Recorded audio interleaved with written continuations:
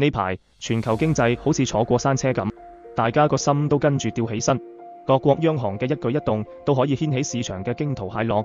而喺呢個當中，美聯儲嘅動向就特別引人關注。美聯儲主席鮑威爾嘅一番操作，直接令美國市場開到爆。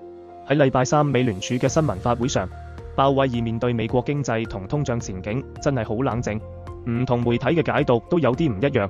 有啲話佢從容不迫，有啲就覺得佢溫和又堅定。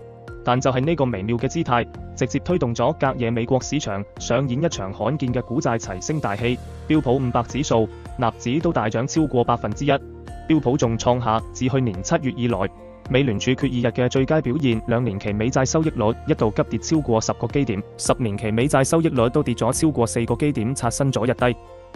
總之，除咗美元之外，幾乎所有資產類別都喺漲。倫敦 XTB 公司研究總監 Caitlin Brooks 評論話，鮑威爾重新用暫時性嚟描述關稅引發嘅通脹預期，呢明顯係特登去安撫金融市場。佢對美國經濟風險漠視嘅態度，對市場情緒影響好大。瑞銀都分析話，從鮑威爾嘅表現中睇到咗鮑威爾看跌期權嘅跡象，政策立場比市場預期更加鴿派。依家美聯儲比起通脹更加關注經濟增長，擔心過度關注關稅引發嘅通脹會俾經濟增長帶嚟負面影響。不過呢個經濟同通脹前景方面都係令人擔憂。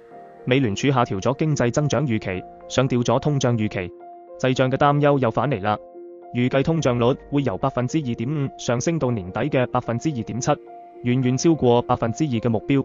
今年 GDP 增速預期由 2.1% 下調到 1.7%， 比起前2年明顯放緩。